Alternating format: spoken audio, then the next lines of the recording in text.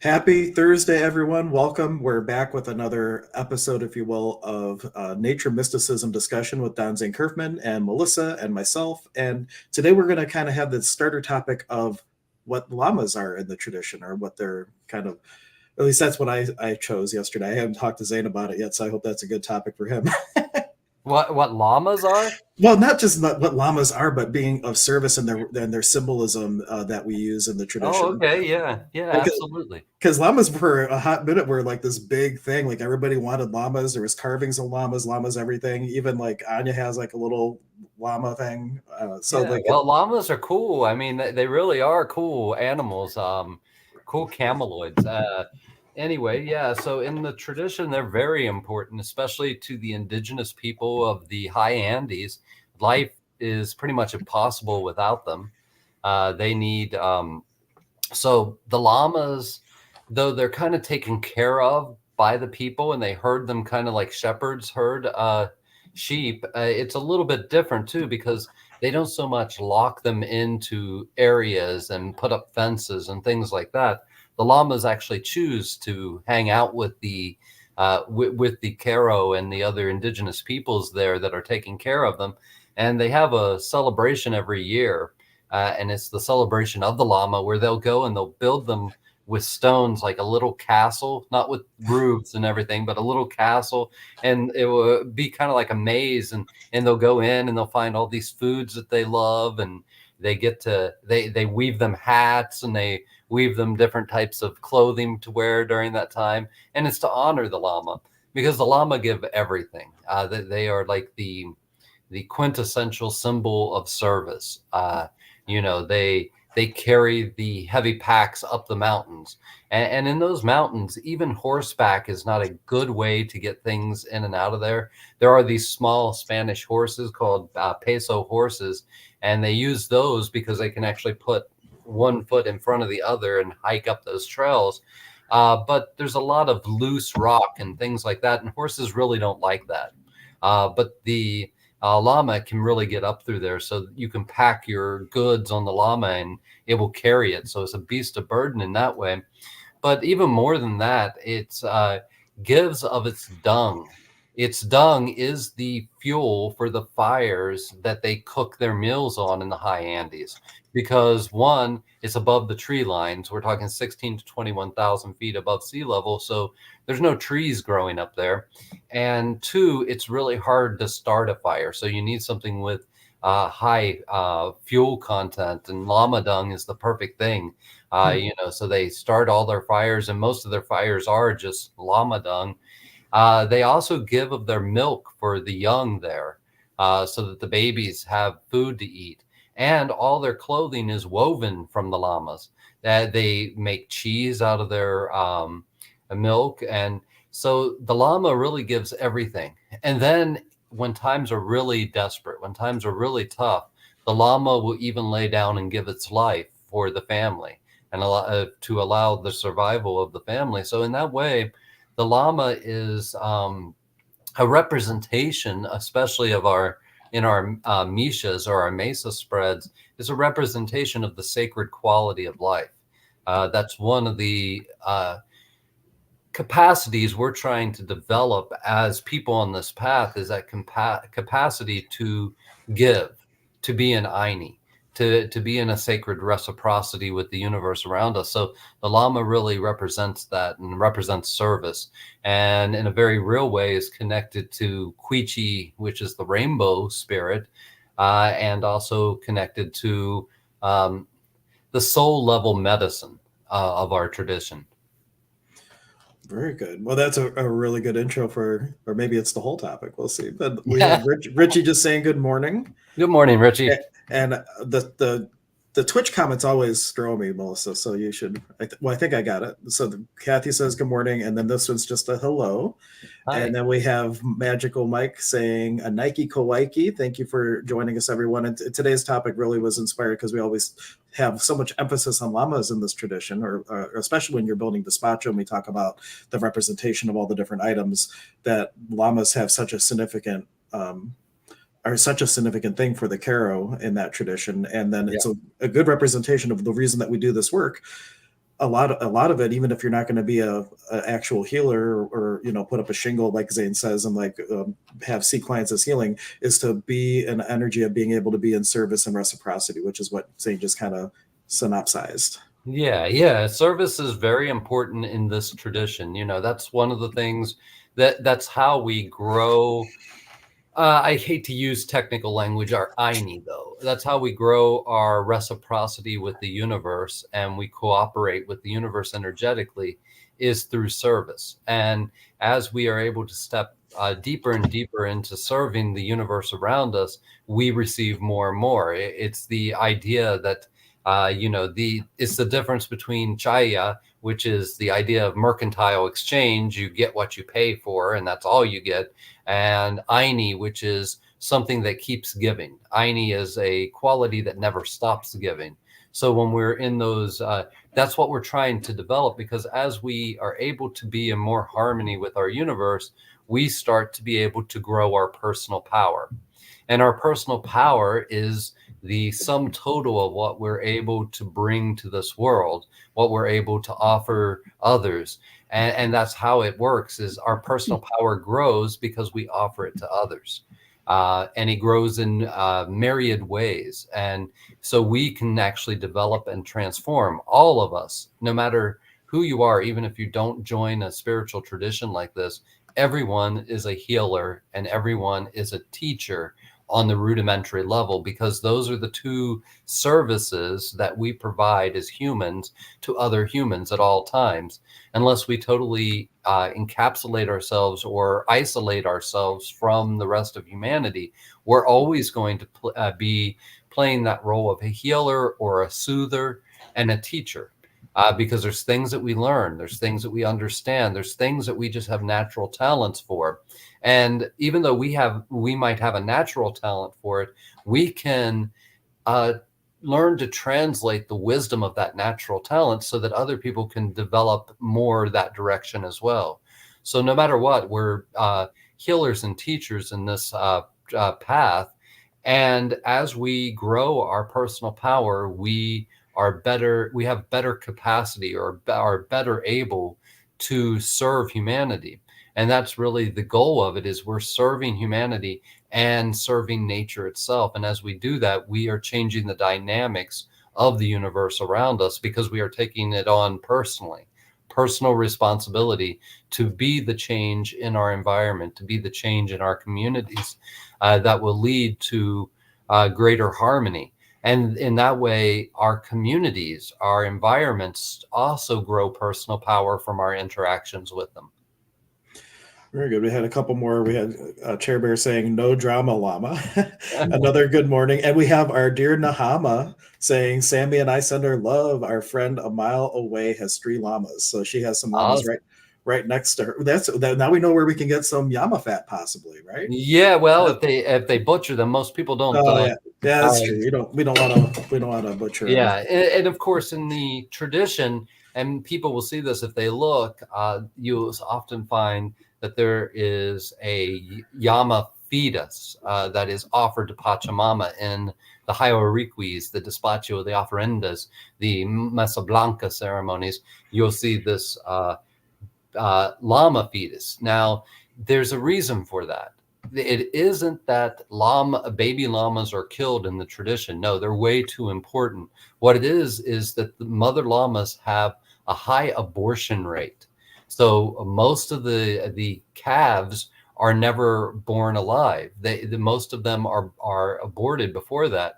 And so, being a very practical people, and the llama being a symbol of Pachamama, one of the symbols of her, this is an offering that they'll give back. Because it was aborted, they will take it and they'll put it in their offerings and give it back to the Pachamama.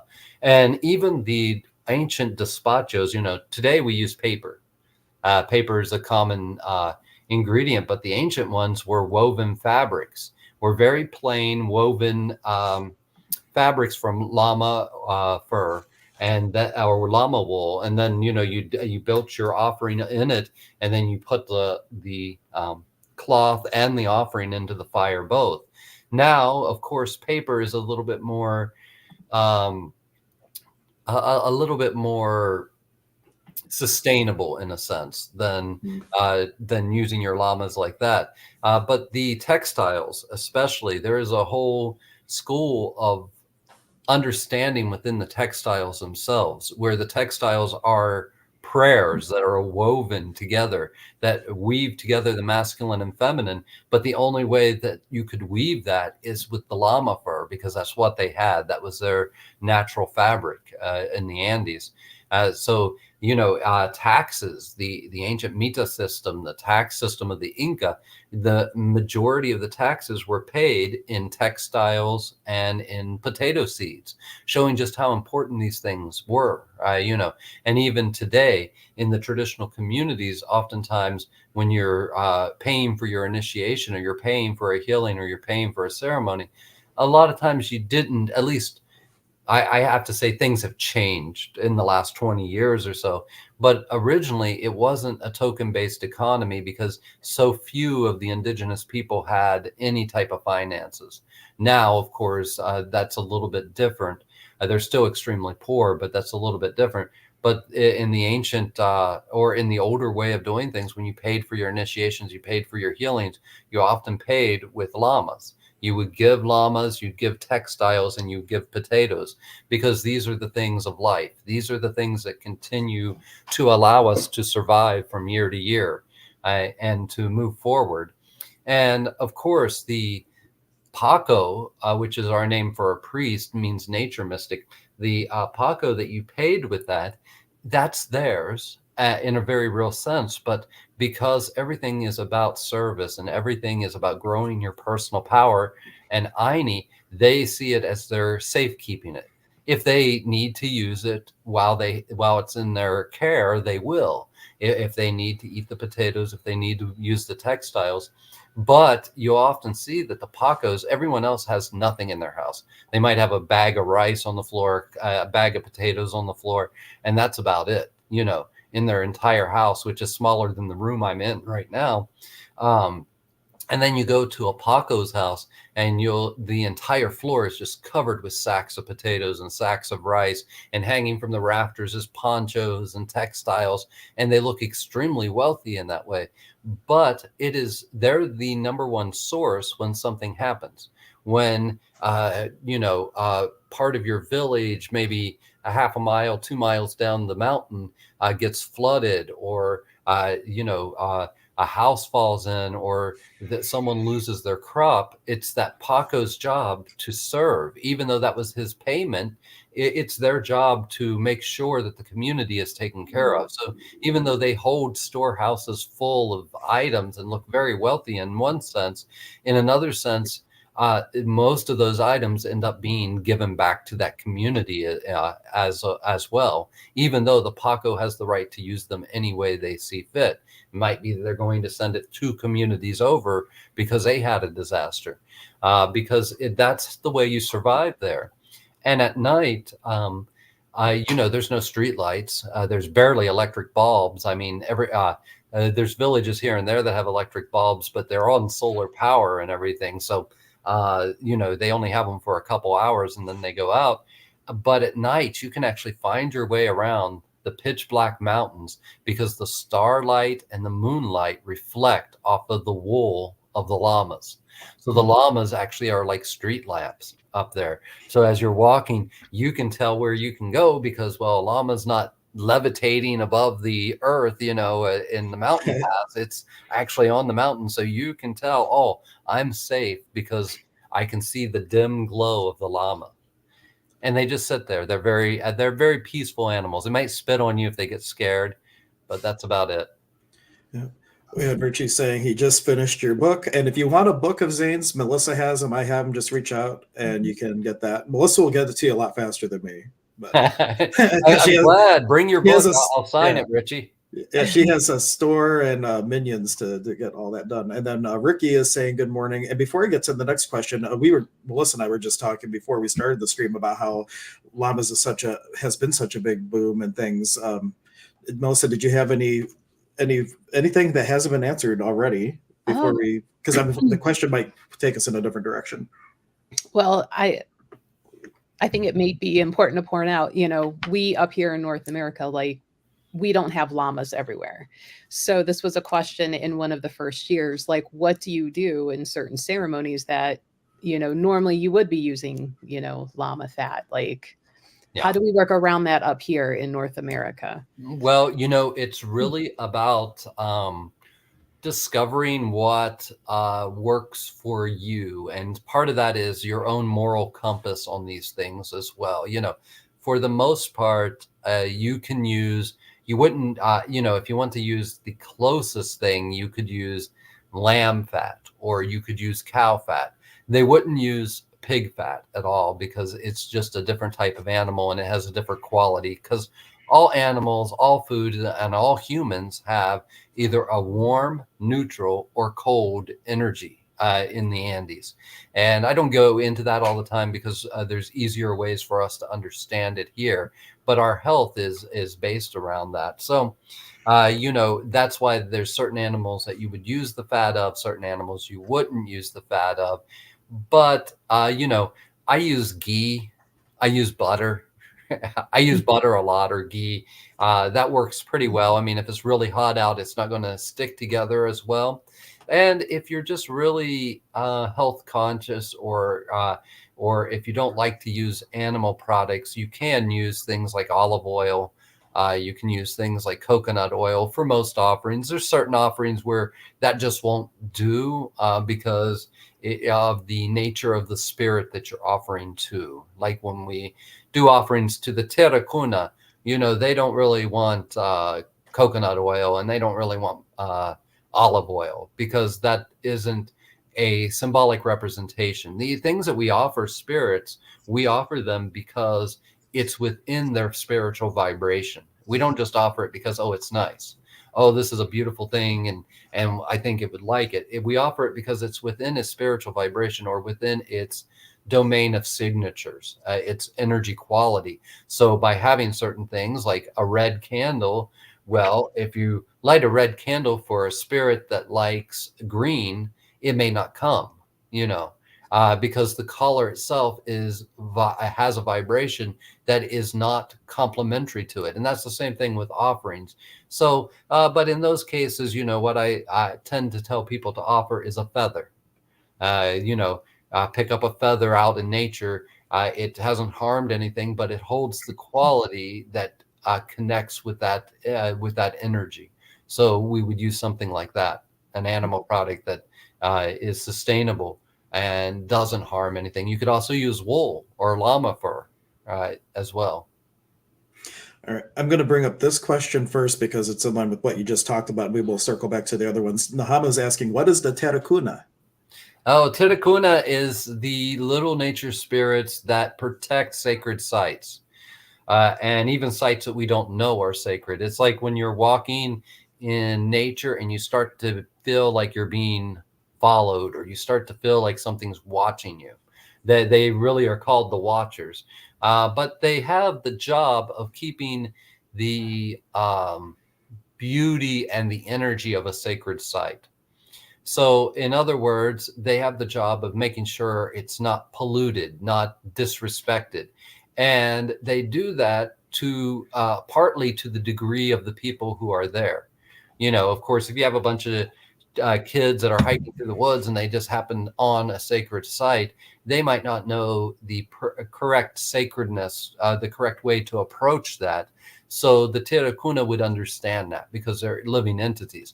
But especially for someone who is a Paco or a nature mystic or something like that, they understand that you know better, so they demand more of you. And they ask more of you to open up because you're doing it for all those people who don't know how, because that's your responsibility. So they're the ones that watch and keep the sacred sites sacred.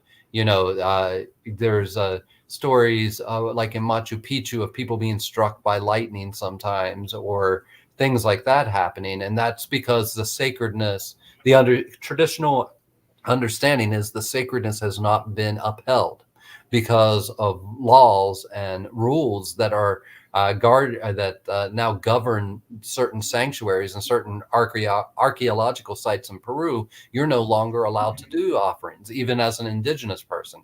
It used to be you weren't allowed to do offerings, but if you were indigenous, they'd let you. Now they'll let you still come, do kind of like your ceremony, but you have to not do an offering in most of those places. You can't do the despachos. You can't do those things there. So, it creates kind of an imbalance in the energy fields there. And that can slowly lead to a point where, like my teachers would say, the site becomes corrupted. Mhm. And, like there's a site in Cusco, very sacred site. It's the Temple of the Moon. Yet many of my teachers would say that the energy there is corrupted or compromised because it's a park. It's not, it's like a park we go to, where kids just run around and couples go to hide behind the hill and make out and stuff like that. So it's not being treated as a sacred place anymore. So the energies are still there, but they're more underground and under the surface. And the Tiracunas are the ones that watch over that. They're kind of like the Ikuku of the like Puerto Rican stuff. They're the guardians. Very good. And Ricky, you can definitely, or Richie, you can ask a question from the book, and I will get to it in a moment. I'm going to do Chairbear, and then we'll go to Judy's comment next. But this is just kind of in line with the starter topic of llamas. What is the difference between llama and alpaca? Not just the difference, clearly it's a different animal, but how do the indigenous look at them any differently? Does the alpaca have any place within the tradition, or is it a completely? It has the exact same place. It is the llama and the alpaca that are looked at the exact same way within the tradition. Okay, very good. And then, but they do know that the differences between them. Yeah, well, the differences between them, and I believe that the alpaca, anyway, that's a comment for a different day. Judy was asking, you spoke of our power growing through the offering of service. How much does the receiving of this service matter in the exchange at an interpersonal level? Will our power still grow if the offering isn't being received by whoever we're offering it to? So, well, yeah, that's a great question. Go ahead. I'm sorry. No, that was the end of the question. Okay. Well, the offering is energetic in nature, regardless of its physical representation or its physical form that it's taking.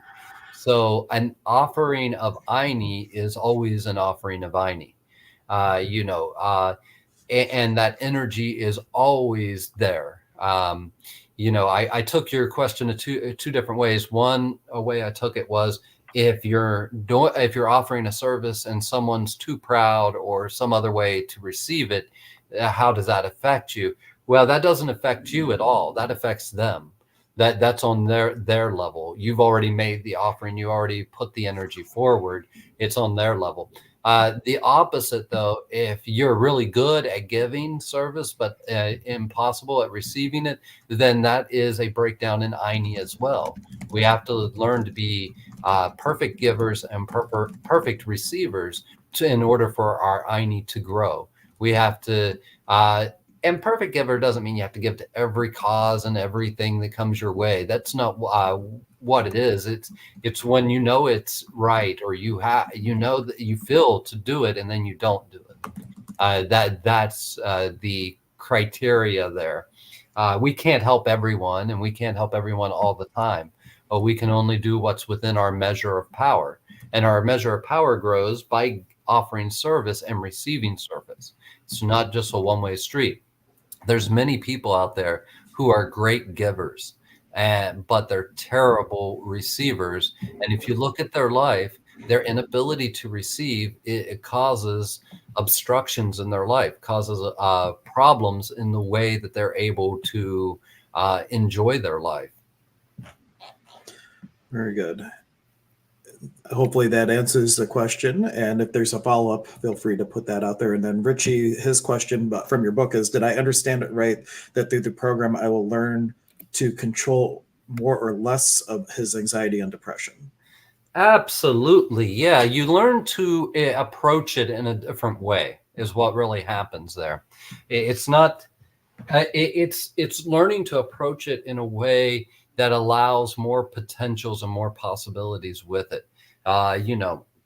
Anxiety and depression are there for a reason. I don't tend to follow the idea that they're there for a lesson to be learned. And that once you learn the lesson, these things go away. I don't think of that. I don't think that way with illnesses either. I believe that there's information in everything, and there's something that we can learn about everything, but the learning of it doesn't make these things go away. But the understanding of it can transform our experience of it. So we learn to make use of these states, to make use of them, and to that lessens the impact that they have on us. I've worked with a lot of people who have crippling anxiety, and what ends up happening is that their anxiety goes down notches. Yeah, I don't know if their anxiety goes down notches or if their ability to digest it, their ability to interact through it, and their ability to use it purposefully as a gift. You see, one of the secrets about all of that is your anxiety, your depression is you. And when you're fighting it and you're trying to push it away, you're pushing away a quanta of life force energy, of vital energy that's yours. And it's offline because you can't touch it because it's locked up in something. And that's something that's locked up in, we often call like imprints. And those imprints are rooted from certain root experiences in our lives. And those root experiences, when we start to heal those, when we start to transform the nature of those in a very real sense, the intensity of the anxiety, the intensity of the depression changes. And our ability to learn how to manage it changes. Our ability to learn how to flow with it and live with it changes. So in a very, in the most honest way, yes, the exercises and the teachings of the tradition really do help you to do that. They will help you to change things, but it's not an intellectual thing. It's not something we learn up here, and because we know it up here, it changes our lives out here. It's something we have to actively participate in. We have to actively do the work, and we actively do it in the laboratory of our lives. And what I mean by that is our normal way of dealing with something like anxiety or depression is to push it away from us, to kind of allow it, because in some ways we can't completely turn it off, or it wouldn't be a problem if we were just able to turn it off, but it's still there at some level, and it becomes part of our lives. And so what ends up happening is, if we can quit reacting to it, if we can become very clear and observe it from the position of a witness, and we can watch our anxiety, we can watch our depression, and we can observe it for all it's worth, then in that moment, we can apply one of the tools of the technique. And if we apply that tool, we'll have an experience. And every time we apply that tool in that way and we have that experience, and we won't do it every time because we're humans and we won't always remember, we won't always be able to go into the witness, we won't always be able to do that. But every time we do, we start to wire neurons together inside of our nervous system. See, we're taking a deliberate control by doing the energetics. We're taking a deliberate control of the nervous system, not through a mental frame of mind, not through an emotional state of being, but from a spiritual perspective, we take deliberate control of our neurology. The more we do that, and the more that we have an experience of those things changing, the stronger the neural net becomes. And then eventually, it's like any other skill you learn. You start to do it automatically instead of having to say, oh, now I'm going to apply this tool to this situation in my life. Suddenly you're just applying it without even knowing you're applying it anymore.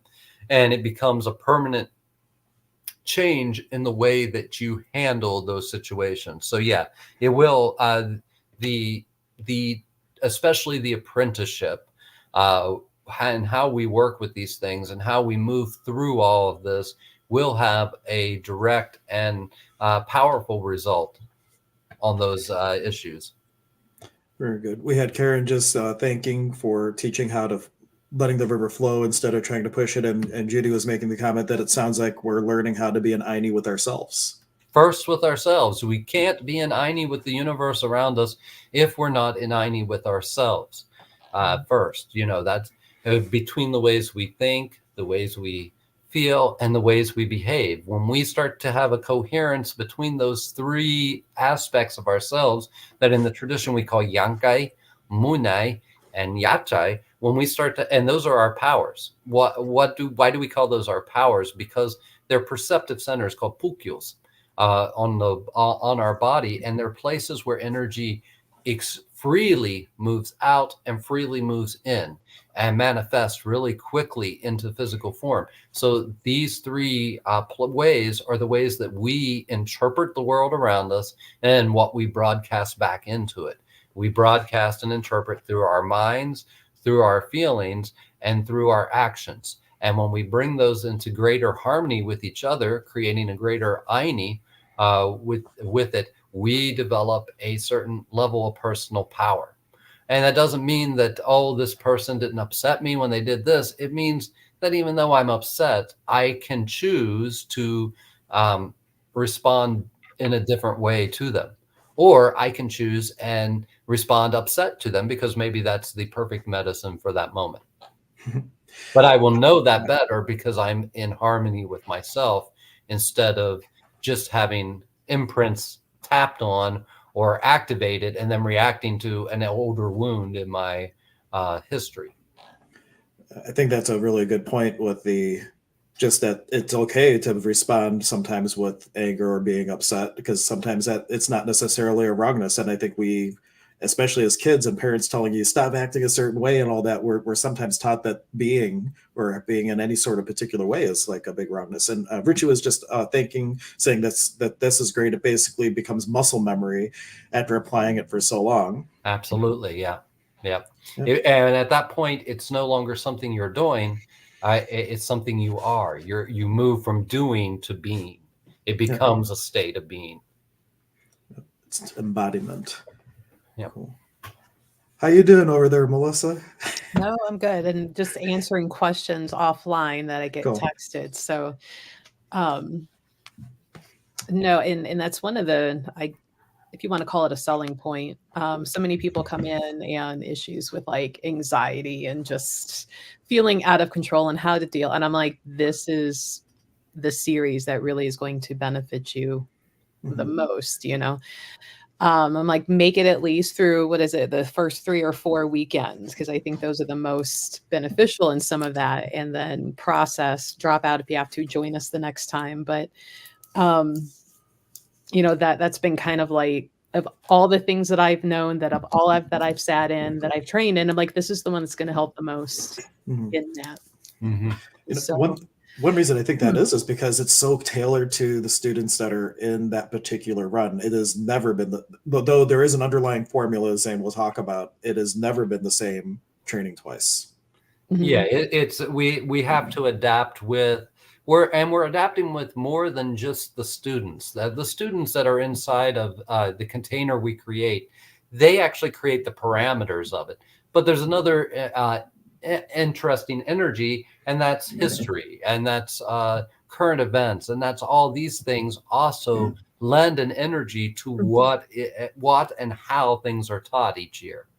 Current events, there's times when there's economic downturns or economic upturns or things like that. Just like when we were in the midst of the COVID pandemic, that year, we focused a whole lot on soul retrieval and a whole lot on healing, because that's a collective trauma that humanity has not healed from yet.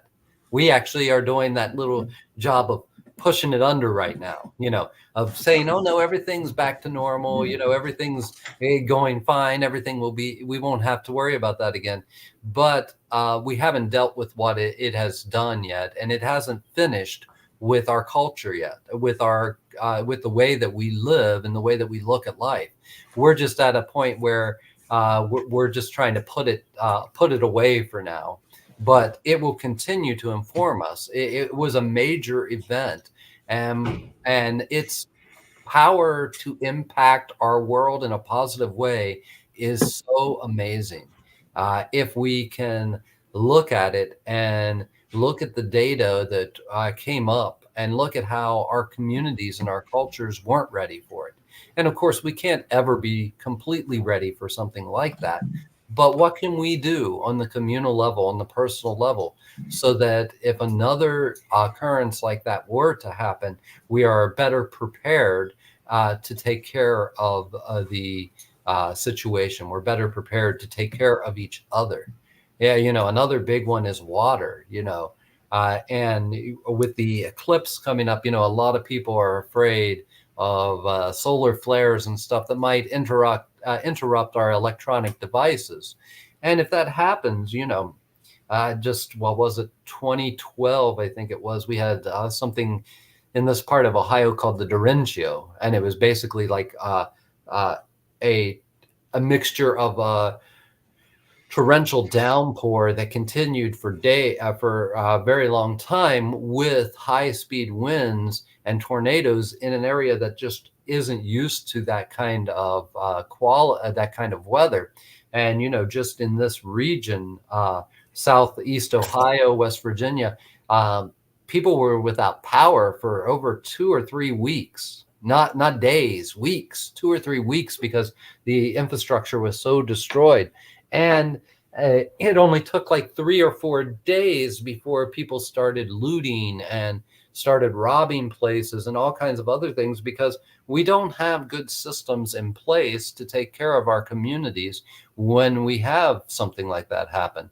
And especially now, as much as we rely on the this information system, our finances are, I would say, 95% electronic now, maybe a little less than that. And I don't see that changing, anytime soon. I see that just it growing in its percentage of how much is used electronically. So, what would we do in the event of another big blackout, another big infrastructure breakdown where there is no electronics, no energy in that form for a while? How would we take care of ourselves without going into that survival-based fear place, which makes us just be terrible to one another? Yeah, that's why we need all those Pacos with the whole hut full of potatoes and rice and textiles. And something like that happens, that's the role of people like that, to give back to the community in times of need. We just don't have a lot of those types of people right now. Well, no, yeah, we don't, because we externalized our responsibility. We externalized our personal power. And in some ways, that's beautiful and powerful, because we created systems to take care of it. And in many ways, those systems are very useful and very efficient, but they also require a lot of bureaucracy. And that bureaucracy swallows up some of the good they could do. And I don't think it's about asking more of our systems. I think at this point in time, we have to pretty much assume that our systems are kind of set in stone. Our politics, our disaster relief and stuff, that is pretty much set in stone, and that it's kind of stuck in a bureaucracy. And this is about as much as they can do at this point in time. So it's really not about asking more of it. Of course, we can ask more, and we can point out how it can do more for us. But how can we take personal responsibility in our own communities and our own families to provide a type of safety net that doesn't need the bureaucracy, that doesn't need to answer back to someone else where it went. It's just like, at first, when I started the Salkamune Ayu, which I've renamed in English, the Wild Hearts Medicine Society, one of the big reasons I started that was to be a nonprofit, so that I could give to the indigenous communities, so that I could help with projects such as water and bridges and things like that for them in Peru. But what I really quickly discovered was that, especially if you get the official, nonprofit type of status, your hands get tied in many ways. You can't just decide, hey, I want to help this family because they were displaced. You don't have quite that power anymore. So you have to basically decide to give to other organizations that are going to do something. So it becomes a bureaucratic net. It becomes this bureaucratic, um, trying to think of a non-vulgar term for it, but this bureaucratic obstacle that makes it so that you're not really making the impact that you once thought you could make. Because instead of being able to directly buy something and give it to a community, you can't do that so much. You have to directly pay another company that's a nonprofit to produce whatever effect you want, and then they go and do it. And it's kind of like that. There has to be, it's like contracts and all these other things. So that was disheartening for me at the time, because that wasn't how we were wanting to do it. One of the charities we did was Christmas in the Mountains, and that was just where I collected a bunch of money and I'd give it to my Wakichai, my brother Alberto, and he would take it and buy toys and buy televisions and buy foods. And then he would spend 2 months starting at the end of November all the way into like the middle of January, going from orphanage to orphanage. Because what ends up happening in these indigenous communities is that if they want to make some kind of token economy, some type of money, they either have to go to markets and sell their wares, or they take on students if they're Pacos or if they're shamans. But really, that's still a rare thing. That it's, we sometimes romanticize things and think that every person that's indigenous is a shaman of some type, and that's just not the truth. Their Pacos are very rare in their communities, as rare or maybe even rarer than they are in our communities. So their hands are kind of tied, because it's still a socioeconomic mess in South America. They're still looked at kind of like dogs in their communities. You not in the indigenous community, but in these quote unquote civilized Spanish communities, the indigenous people are still looked at as lower class, as lower than human. And they're not allowed to work, and they're not allowed to eat in many of the restaurants or be in the hotels when people aren't there doing something. If there's a group down there doing something, then they're welcomed into the hotel. But as soon as they're not, so when those families decide that they want to try to make a better life for themselves somewhere, and usually, sadly, that means that they're going to be employed in things like the drug trade, or they're going to be employed in things like prostitution or something like that, because they can't get an official job. They can't just go get hired somewhere. And so what they need to do is they have to leave their children, because they can't take their children with them, and they don't want to take their children into those type of environments. So they leave them at orphanages. So there's orphanages all over the mountains with kids in them. And so that was one of the charities we did. But on a low level, or like a church level type of charity drive, we could do that. But on the larger, like, the larger nonprofit world, you can't just grab a bunch of money and just give it to some man who is not part of any corporation or anything, or nonprofit, and just allow him to spend that money the way he sees fit for those orphanages. And so that's the bureaucracy, the mess. So we have to create systems and put things in place in our own communities and in our own personal lives that will be safety nets for ourselves and for others. Very good. That's amazing. If anybody has questions, comments, or anything that's just on your mind or your heart or your soul, feel free to make a comment. We'd love to speak to it. I have the link in the video description, and I posted in comments for the upcoming apprenticeship program that starts April 19th and will go for 8 months. We meet once a month in person. There's a break in July, and then it's a hybrid program. So in between when we meet in person, there's online things. And it's the first time we've done something like this. And this is really culminating what we learned in COVID and had to go online along with the in-person. So it's going to be a very exciting version of the program. But if you have questions or comments on what we've been talking about, now's a great time to comment on that. Ricky does say to Melissa that Luna says good morning too. So we have that. And he was also mentioning that he has blue calcite, and that has helped take off the edge of his anxiety, which is kind of what prompted our whole weaving of how we got to where we're at right now in our conversation. It was from that anxiety question. Yeah, stones can help. They're a tool that can help in the apprenticeship. And you may find that might be a tool that you end up using later on in healing for yourself or other people. It might become one of your sacred pieces. But I'm glad it's helping. And I remember the day I gave that to you. I'm like, here, just hold this. Sit and hold this.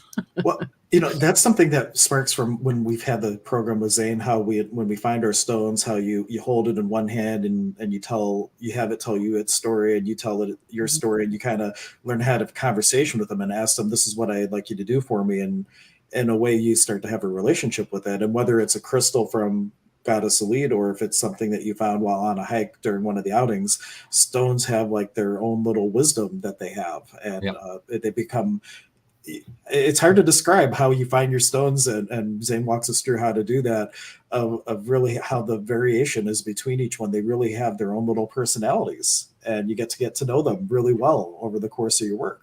Yeah, absolutely. And that is the basis of all of our spiritual communication, is not just the stones, but learning to communicate with nature and learning the language of the divine, and not requiring the divine to communicate with you in ways that you understand or are comfortable with.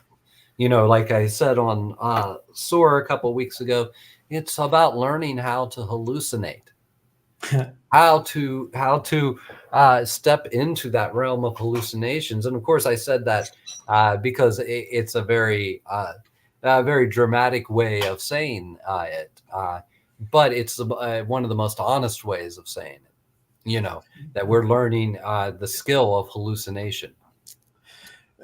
Ricky was just offering that day that Melissa gave him that stone, she was sick of him.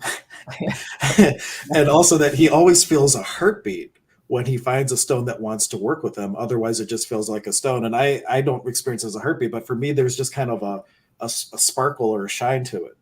You just notice it, is how I perceive that. And I think that's Zane already talked about our 3 centers where we're bringing in information, expressing out.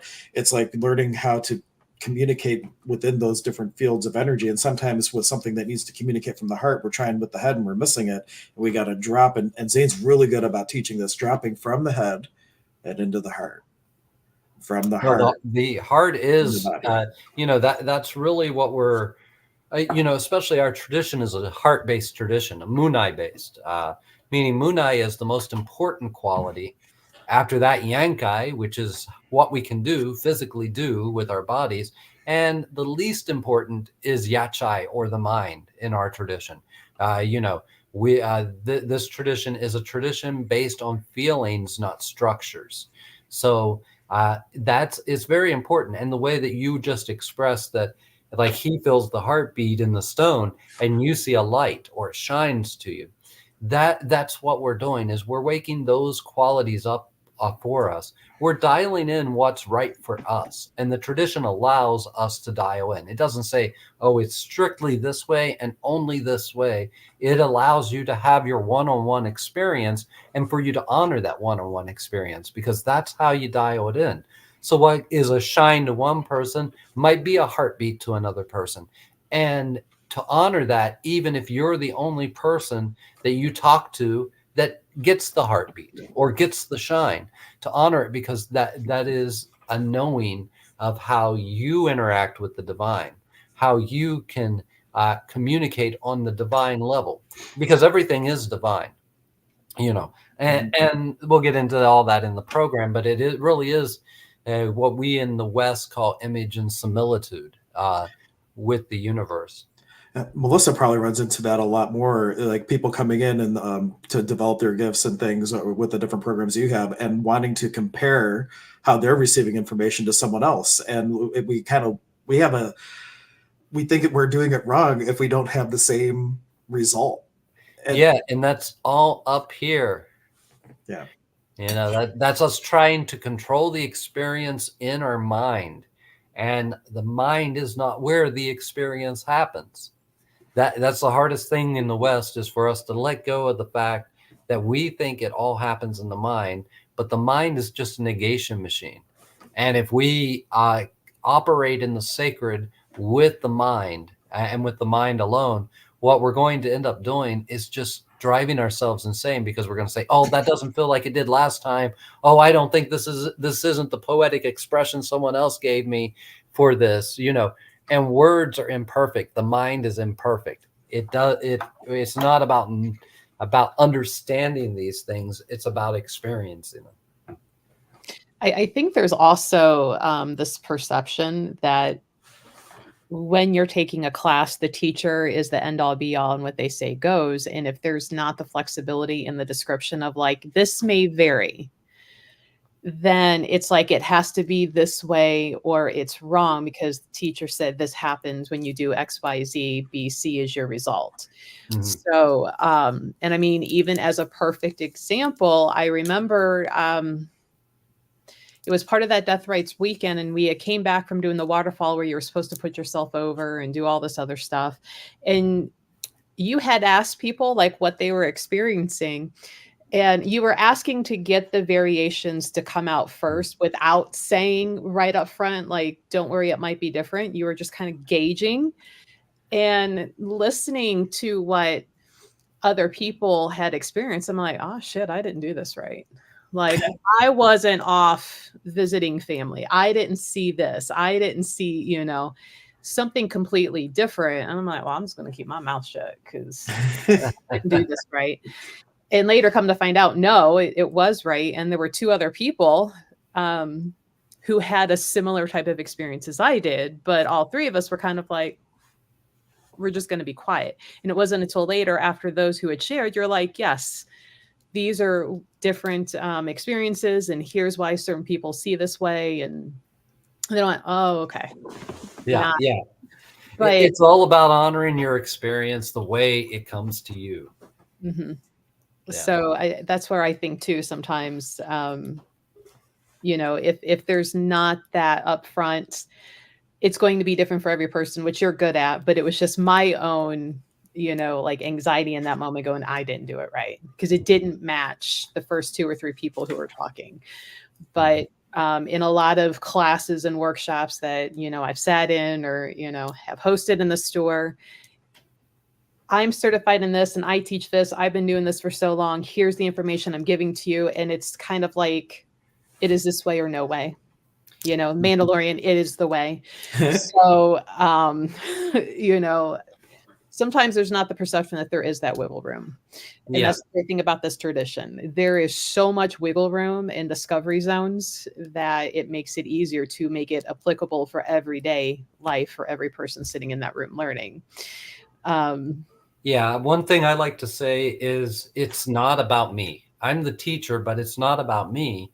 It's about you and your experience and what it really is about the student. It's really about the community and what they get from it. And that's really the quality there. In a lot of traditions and a lot of teachers, well, partly the traditions are young.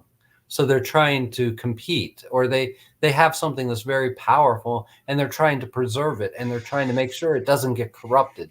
And they go about it in a very, very strict way, because that's the way our culture is. Our culture is a culture of the scientific fact. So we look for data points and then we compile all those data points. Then we say, oh, this AB equals C, and it always equals C. In mystical traditions and spiritual traditions, A and B does not always equal the same thing. People who do Reiki, Reiki doesn't always feel the same exact way every time you run it. Sometimes you feel a current, sometimes you don't. Sometimes your hands get hot, sometimes they get cold, sometimes you don't feel anything at all. And all of these things, and your experience of it doesn't change the quality of the work that you're giving. And people get in their heads about that too. Oh, I'm not feeling it right today. It's not working right for me. And whenever all that's happening, you're up here. And this thing is a really bad orchestrator for the spiritual world. This is where we really can receive and experience that stuff. This is a much stronger processor. And dropping down into our heart allows us to have deeper experiences and to honor those experiences. But if we, because the mind's a negation machine, it just is comparing things, us and them, all the time. Us and that, this and that, what's right, what's wrong. Is it safe? Is it dangerous? And that's what it's supposed to do. So we actually learn how to drop out of that center into another center and to operate in it, and then to honor the mind later, to allow ourselves to use the mind to explore the experience after it's happened, not during, because the mind stops the experience. That is really good. Mind stops the experience, a good thing to keep in mind. Pun intended. We had Richie. I keep getting, because Ricky was on the stream earlier, and I just keep going back and forth by accident saying Ricky or Richie. But Richie was saying that he had the same similar situation where he was just seeing silhouettes, but everybody else in a journey type of experience was having like a full color movie. And it's really easy to get tripped up when that happens, thinking that you're missing out on something. Karen was saying that she always worries about doing it wrong, and Chair is just echoing, the mind stops the experience. Yeah, it's not created to live within the mystical. The mystical is an experience, not an understanding. Well, I'm just going to read this because if I put the comment up, it makes you completely disappear because it's a longer comment. But Judy was saying that the conversation has been very affirming for her, and she that I often don't know why I do or believe something. It's hard to weather the challenges in questioning. Thank you for saying that I don't have to know why, and that my experience doesn't have to match others. And sometimes when you know that you know that you know, or you just have a knowing, to try to disseminate it down to the mind, kind of, I want to use the word dilutes it. Like, but now you have to articulate how you know or why you know. But it's just knowing without a reason. There's no rhyme or reason. You sometimes just have a knowing, and you can't explain why or how you just know. And Richie says there's really no right or wrong way to experience things. 100%, brother. Yeah, that's the truth. And that's the only way that we can grow as individuals, is to honor our experiences. And because our experiences are our teachers. And that's how we go from trying to learn something to being something. Yeah. And that's what the program really is it is a container that Zane and we all create, that you have your own experience. And then it doesn't matter what trivia Zane teaches you. You've had your own experience now that you can start really starting to build upon, your own discipline and your own tradition, inspired by the Qatari tradition. And that's Absolutely what it's all about. Yeah, it's just like in the past, I because the language, the Quechua language, has so many beautiful, juicy little words to describe experiences that traditionally the Western language and English didn't have. But especially since the advent of computer science, and as we dive deeper and deeper into extrapolating our own consciousness into other machines and stuff, we have started to develop a language for it. And I'm happy about that, because that makes it a lot easier to teach these things.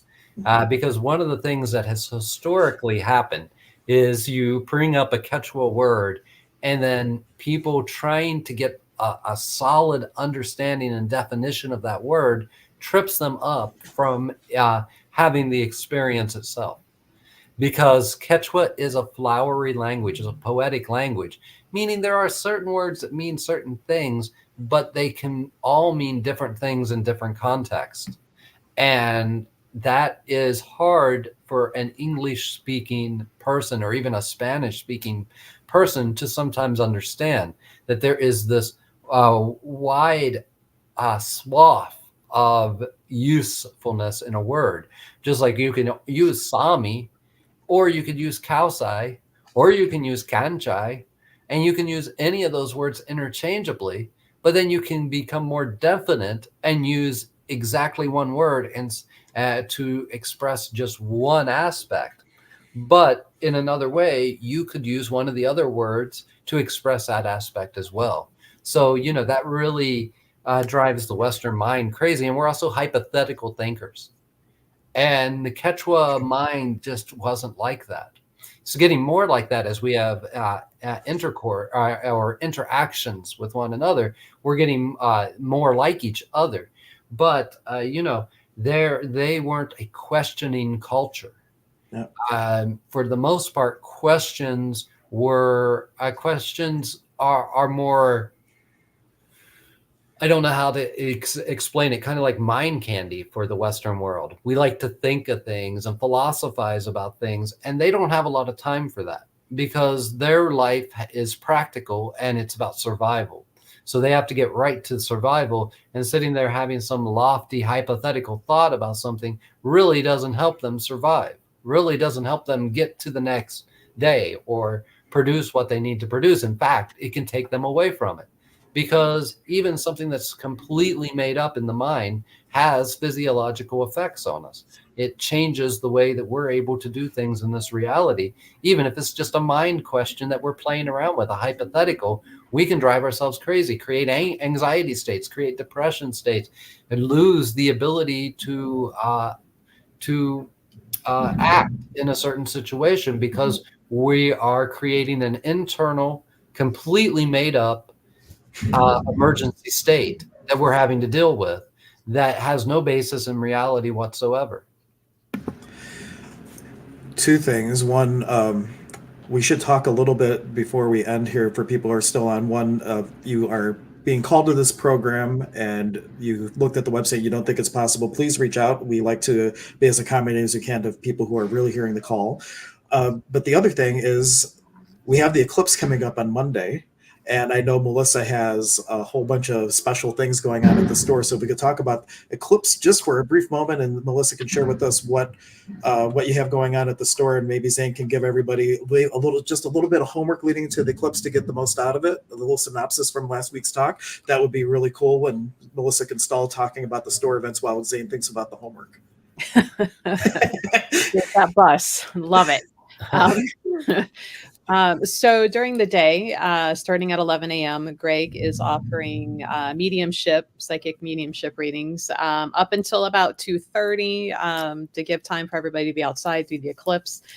And then that evening, we will be doing a mini psychic fair, a handful of readers who psychic medium astrology based to get readings with that energy. Even though technically it'll be over with, we're still kind of in that energy, depending on how much you get into astrology. I hear it's a lot.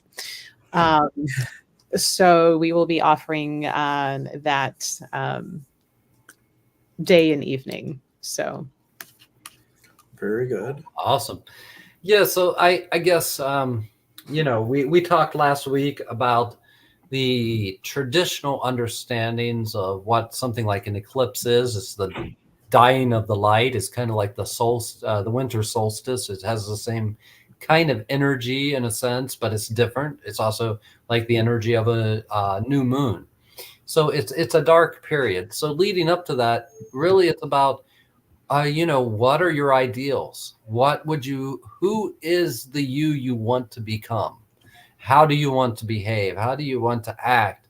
And then going into that period of the eclipse, allowing yourself to go into the dark corners of your life and seeing where you don't live up to those expectations and nurturing those things, allowing them to come up, allowing yourself to clearly see them, not to just shove them away, not to just acknowledge them and shove them away, but to allow them to kind of bubble up a little bit, because the light is soft. It won't burn them. You don't have to hold the hard idealistic lens onto them. Just let them come up, observe them, observe what you're wanting to become, and then reach out from the core being of yourself with a heartfelt prayer to the divine, saying, you know, the things, the ways that you're not living up to who you want to be. And also asking the divine to show you a grounded way of being those things, because some of these high ideals may not be able to manifest in your reality. You may not be able to do that. So why throw so much energy toward that goal that's unattainable, where there are other goals that are attainable? And as the light comes back, allowing yourself to be reprogrammed, allowing yourself to receive a brand new code of light, a brand new a brand new way of behaving, a brand new way of understanding the universe around you. Allow it to communicate to you how you can closest get to who you would like to be. Yeah. And just for everybody's awareness, when it comes to that experience, what Zane just talked about, regardless of if the clouds are there or not, you can use the energy of that eclipse to do this this exercise and recommendation. So regardless of clouds, Yeah. please listen to the homework. Anything else from either of you before I hit the end button? So my Twitch friends, we are actually going to raid into a local artist who is live doing art. Local guy, support local artist people. But I'm good. Very good. Well, we'll see you all. I think Zane won't be on next week because he has an event down in Athens. So yeah, that's true. That's true. I forgot. So yeah, well, I'm reminding you. Yeah, thanks. So it will be just Melissa and I, but if you have questions between now and next week, please comment them or message us. We love, the best thing is for us to interact off of your comments. As you can see, just from the few questions we had today, how it just created an entire, dance with the information in a way from your questions. So we have people just saying thank you and goodbye. Thank you all. We will catch you next week. And until then, a Nike Koike.